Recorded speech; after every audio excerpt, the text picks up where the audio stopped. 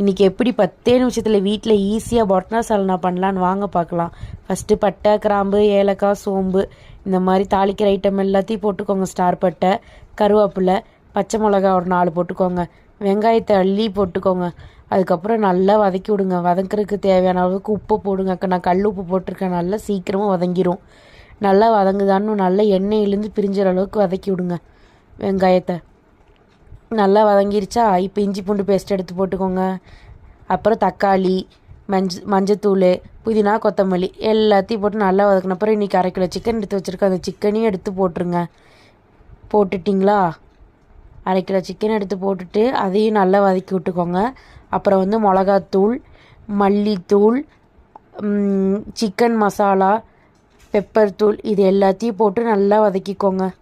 நல்லா பிரிஞ்சு வர அளவுக்கு வதக்கிட்டு இதோட தேங்காய் அரைச்சி வச்சுருக்கோம் பாருங்கள், அதையும் எடுத்து ஊற்றிடுங்க. ஊற்றி அதுலேருந்து எண்ணெய் பிரிஞ்சு வர வரைக்கும் வெயிட் பண்ணுங்கள்.